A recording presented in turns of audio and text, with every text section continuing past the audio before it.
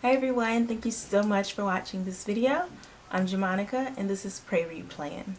Today I want to show you guys my 2021 TBR. So these are the books that I just purchased to read this year. I do have some unread books which are right here. I keep my unread books on my windowsill and all the books on my shelf, they're read. I don't think you guys can see all of these, but there are 2, 4, 6, there's 10 books here that I have not read.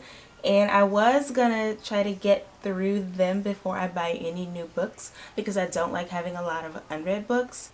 I'm way more excited about the new books than I am about these. Some of these, not all. They're great and I'm gonna read them. They're on my TBR as well. The first book here, we have The Unraveling of Cassidy Holmes by Elisa R. Sloan. So this book, let's see. I don't even remember what they're about. It says she is Sassy Gloss, the fourth member of the hottest pop group America has ever seen. Hotter than Britney dancing with a snake. Hotter than Christina getting dirty. Gloss was the pop act that everyone idolized. Fans couldn't get enough of them. Their music and the drama that followed them like a moth to a flame until the group's sudden implosion in 2002. Okay, this is giving me Daisy Jones and the Six vibes. Maybe that's why I picked it up. I bought this last year in 2020 because I did cancel my book of the month subscription because I wasn't really reading anything. At the center of all was Sassy Cassie, the Texan with the signature smirk that had everyone falling for her hook, line, and sinker, but now she's dead. Suicide. Whoa. The world is reeling from this unexpected news, but no one is more shocked than the 3 remaining Glossies. 15 years ago, Rose, Mary, and Yumi had been the closest to Cassidy, and this loss is hitting them hard. Before the girls split, they each had a special bond with her. Truths they told each other, secrets they shared. But after years apart, each of them is wondering what could they have done. Told in multiple perspectives, awesome, including Cassidy's, and through different timelines. This is a behind-the-scenes look into the rise and fall of a pop icon, as well as a penetrating examination of the dark side of celebrity and the industry that profits from it. I probably should have read the synopsis of these books more recently because I didn't realize this sounded so amazing, but I do know that if I buy a book it's because I want to read it. Like, I don't buy books that don't interest me, so I want to read every one of these. Circe is super popular. I think it's like the god, right? So I'm gonna read Circe. I'm not gonna read the description of all these books, so that's just gonna be too much. This is Circe by Madeline Miller. So I did purchase recently, let's see, let's find it, The Song of Achilles. Now I did that because I've been holding off on reading Circe because I wanted to read The Song of Achilles first. So I'm going to read this and then I'll read this, and I am super excited to read Circe. I'm super excited to read them both, actually. Alright, so now I've shown you 2 that I've already had and 1 that I recently purchased. I'm going to go quickly through the rest of the ones that I already have here. I have The Whisper Man by Alex North. Honestly, I did start reading this one, but I got 29 pages in and I was like, nah. And I'm going to give it another shot. I think I just wanted to get to books that other books that I had that were going to interest me more. So unfortunately that one got pushed to the back burner, but I will finish it. And then I have Topics of Conversation. Now I know this book is not really like a story, it's more so different topics of conversation with between women throughout time, I think, if I'm not mistaken. Miranda Popke, that's the author here, Miranda Popke, writes of desire, disgust, motherhood, loneliness, art, pain, feminism, anger, envy, and guilt in language that sizzles with intelligence and eroticism. The novel is composed of exclusively of conversations between women and the stories they tell each other. Yeah, so that was right. Through 20 years in the life of an unnamed narrator. Cool. It's like they're all new to me. So there's that one, and then there's Writers and Lovers by Lily King, another book of the month trend. This is actually the last one from book of the month. No, this was the last one I ordered from book of the month, and then I canceled it because I was like, I'm not reading these books, so why am I paying for this subscription? Okay, this one says Blindside. It's short, so I'll read it. Nope, it's continued on the back. It's not short. I'll read the first part. Blindsided by her mother's sudden death and wrecked by a recent love affair, Cassie Peabody has arrived in Cambridge, Massachusetts in the summer of '97 without a plan. Her mail consists of wedding invitations and final notices from debt collectors. A former child golf prodigy, she now waits tables in Harvard Square and rents a tiny moldy room at the side of a garage where she works on the novel she's been writing for 6 years. She's 31 and she's writing to fulfill her ambitions and balance the conflicting demands of art and life. Okay, so there's that one. Now, I have Small Doses by Amanda Seales. I love her.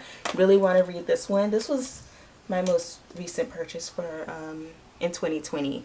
This one and the next one I'm going to show you. I think I purchased them together.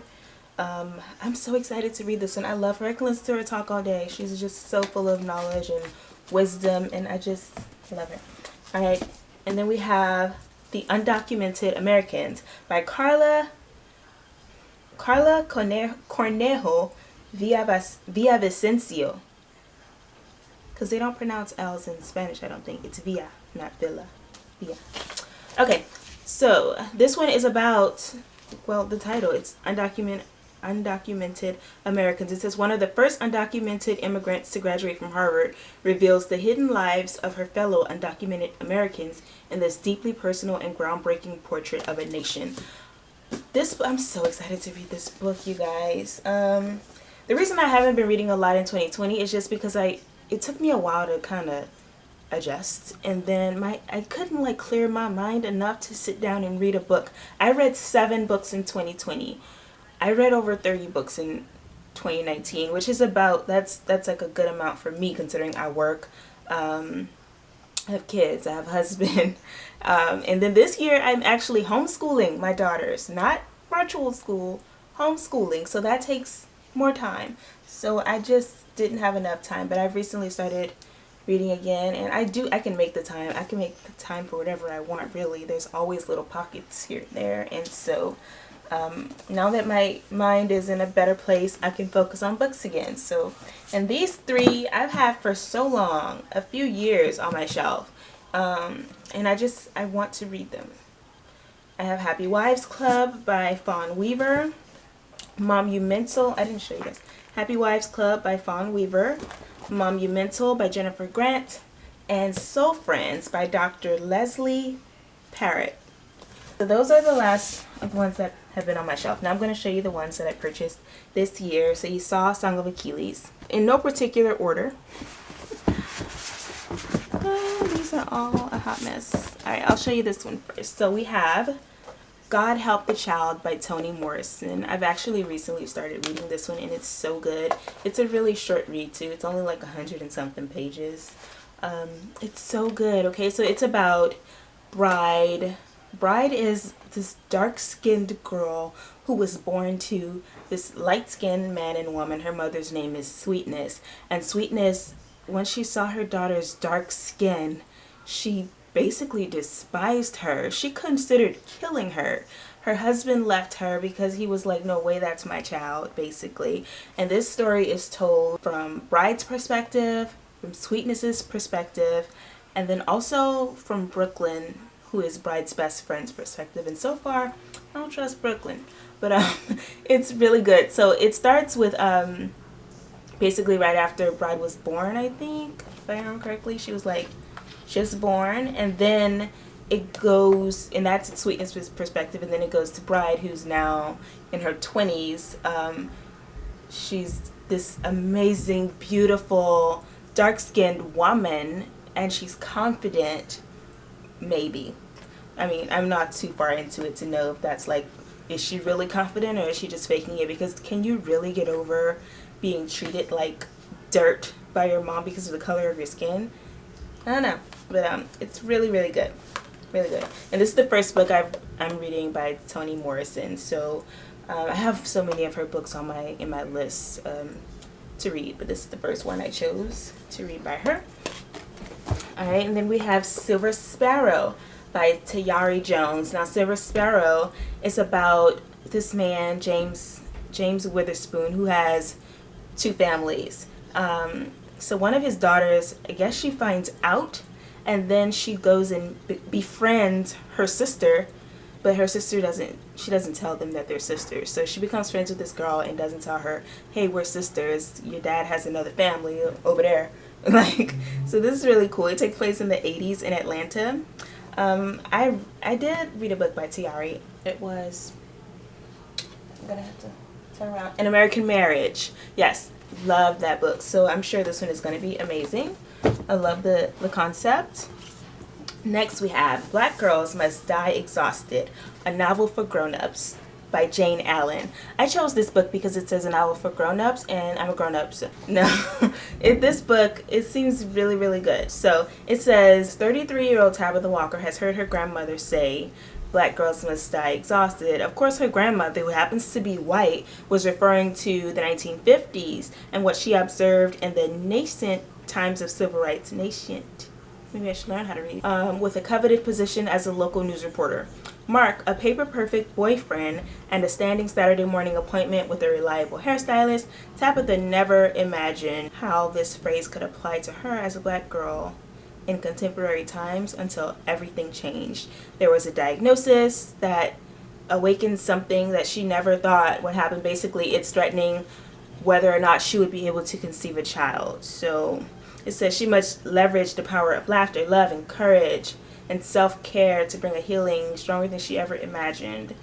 I am so excited to read this one, and I think that there was another part to this. I'm excited to read this, and I've heard a lot of good reviews about it. I'm excited to read all of these, so I can really stop saying that. Books I'm excited to read. That's what this is. Alright.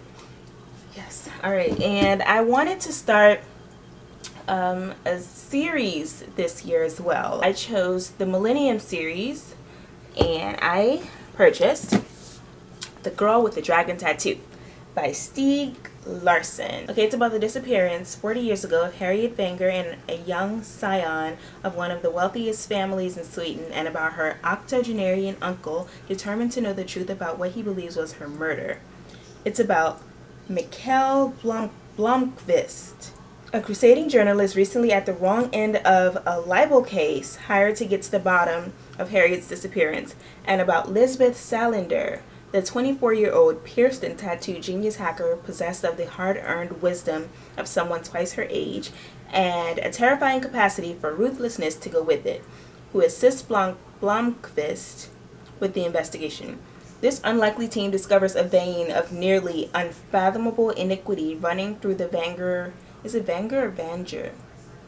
I don't know. Potato. Astonishing corruption in the highest echelons of Swedish industrialism, and an unexpected connection between themselves.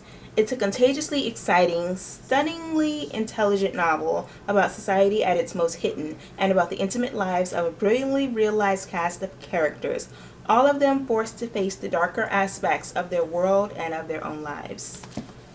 Alright, so that whole series I'm sure I'm gonna love. I do like mystery novels. I haven't read many, but I have read some, and I've enjoyed the ones that I have read.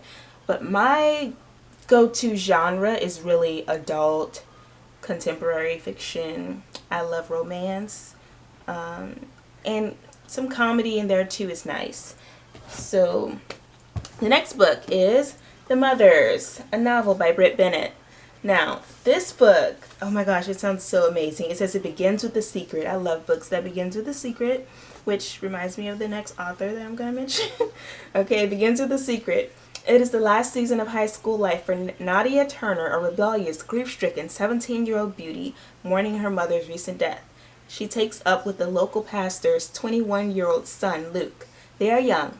It's not serious, but the secret that results from this teen romance and the subsequent cover-up will have an impact that goes far beyond their youth. As Nadia hides the truth from everyone, including Aubrey, her best friend, the years move quickly. Soon, Nadia, Luke, and Aubrey, the constant nagging question... Wait, what? Soon, Nadia, Luke, and Aubrey are full-fledged adults, still shadowed by the choices they have made in their youth and by the constant nagging question, what if they had chosen differently? The possibilities of the road not taken are a relentless haunt. So that sounds amazing. I love the fact that it starts out with them in school, and then it basically shows the consequences of the actions. I love that. Alright, so next we have Three Wishes by Leanne Moriarty. So the reason I said that it starts out with a secret reminded me of hers because a lot of the books I've read by her, I said a lot, like I read a lot. I think I read like three. I have three books by Leanne Moriarty, and they start with a secret. Big Little Lies started with a secret. The Husband's Secret started with a secret. Truly Madly Guilty. I mean, they kind of start with like this big mystery, like what happened, and it keeps flashing back and then to the present and the past. Like, what's the big thing that happened? So yeah, that reminded me of her. Now this one, I think this one is different from that. It says Lynn Cat and Gemma Kettle, beautiful 33-year-old triplets, seem to attract attention everywhere they go. Together, laughter, drama, and mayhem follow them, but apart, each is dealing with her own share of ups and downs. Lynn has organized her life into one big checklist. Kat has just learned a startling secret about her marriage, and Gemma, who bolts every time a relationship hits the 6 months mark, holds out hope for lasting love. In this wise, witty, and hilarious novel, we follow the Kettle Sisters through their tumultuous 33rd year as they deal with sibling rivalry and secrets, revelations in relationships, unfaithful husbands, and unthinkable decisions, and the fabulous, frustrating life of forever being part of a trio.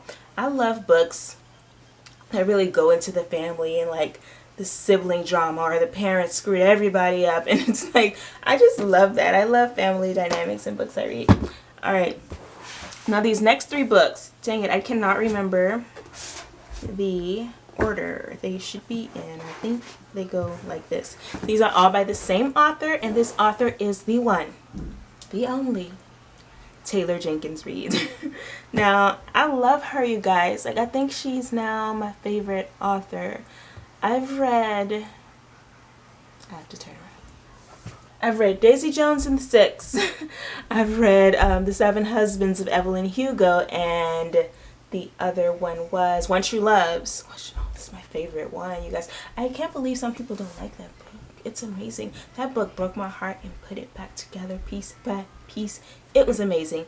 So I wanted to read all of her books, right? So these were the last three that I needed in order to read all of her books. And I even read Evidence of the Affair on Amazon. Okay, so this book is Forever Interrupted. Now, this one says, Elsie Porter is an average 20-something, and yet what happens to her is anything but ordinary. On a rainy New Year's Day, she heads out to pick up a pizza for one. She isn't expecting to see anyone else in the shop, much less an adorable and charming Ben Ross. Their chemistry is instant and electric. Ben cannot wait 24 hours before asking to see her again. Within weeks, the two are head over heels in love. By May, they've eloped. Only 9 days later, Ben is out riding his bike when he's hit by a truck and killed on impact. Elsie hears the sirens outside her apartment, but by the time she gets downstairs, he's already been whisked off to the emergency room. At the hospital, she must face Susan, the mother-in-law she has never met and who doesn't even know she exists. Imagine your husband, he dies, and you meet your mother-in-law and she doesn't even know about you? What? Okay, next we have Maybe in Another Life. At the age of 29, Hannah Martin has no idea what she wants to do with her life. She has lived in 6 different cities and has held countless meaningless jobs since college, but on the heels of a disastrous breakup, she has finally returned to her hometown of Los Angeles to celebrate her first night back. Her best friend Gabby takes Hannah out to a bar where she bumps into her high school boyfriend Ethan. It's just past midnight when Gabby asks Hannah if she's ready to go. Ethan quickly offers to give her a ride later if she wants to stay. Hannah hesitates. What happens if she leaves with Gabby? What happens if she leaves with Ethan? Now, I know that basically the rest it's showing what happens if she leaves with Gabby. This is how her life will turn out. Or what happens if she leaves with Ethan. And I don't know which one she's going to choose. And I'm really curious and I want to know. But yeah, it just shows the different timelines of what would have happened if she would have chose which option. Alright, and last, and definitely not least, we have After I Do. It says, when Lauren and Ryan's marriage reaches the breaking point, they come up with an unconventional plan. They decide to take a year off in the hope of finding a way to fall in love again. 1 year apart and only one rule: they cannot contact each other. Aside from that, anything goes. Lauren embarks on a journey of self-discovery, quickly finding that her friends and family have their own ideas about the meaning of marriage. These influences, as well as her own healing process and the challenges of living apart from Ryan, began to change Lauren's ideas about monogamy and marriage. She starts to question when you can have romance without fidelity, and commitment without marriage. When love and lust are no longer tied together, what do you value? What are you willing to fight for?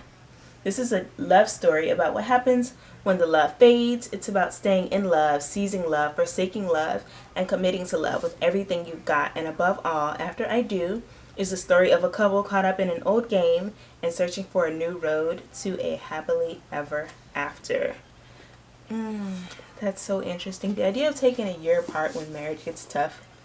I mean, it could help, or it could be the death of your marriage. I mean, whatever.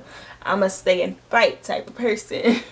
But yes, that is my 2020 TBR. I have 10 books that I have not read yet that's been on my shelf for a while. And then I have 10 new books. So I have 20 books unread. And I'm so excited to read them all. And you know what else I'm excited for? Taylor Jenkins Reid's new book. It's called Malibu Rising, and I'm so excited. So Malibu Rising comes out in May, I think. I did already pre-order it on Amazon, so I think it said May it comes out. But I'm gonna go ahead and read you guys the description of this. I don't own it yet, but it is on my TBR, so technically I have 21 books that I want to read. Okay, actually, if I count all the books I want to read, nah. So okay, anyway, it says Malibu is buzzing with anticipation for Nina Riva's annual party. Everyone wants to be in the company of the famous Rivas. Nina, the surfer and model, her brothers Jay and Hud, one a championship surfer, the other his renowned photographer, and Kit, the adorable, it does not say adorable, the adored baby of the family. As if that picture-perfect family isn't enough, their father is Mick Riva, the legendary singer. By morning, the Riva mansion will have burned to the ground and no one will know how the fire started. But before the first spark in the early hours before dawn, the alcohol will flow, the music will play, and the loves and secret yearnings that shape this family across generations will all come bubbling to the surface to make for a night no one will ever forget. This is a story about family, about what you choose to keep from the people who made you, and what you must leave behind. So that's very interesting. Maybe it'll like go back in time. I'm not sure. I'm trying to just think about how she's gonna do that, because you have all these celebrity family members coming together for this party, and then the next morning the house is burned down, which I'm sure is a mansion. Did they say it was a mansion? Yeah, the Riva mansion has burned down. Wow. It can't take place in just that one night. They must have to go back and discuss some things. I don't know. I'm excited about it. I love her writing. She just makes everything amazing. So I'm sure I'm going to love these books. I do plan on doing some reading vlogs, which may be a little different than the reading vlogs you're used to, because I don't have time to just sit and read a book in one day. I can't. I just can't. I have too much to do. But I do plan on doing that. Alright, so that's it. Thank you for watching. Enjoy your day.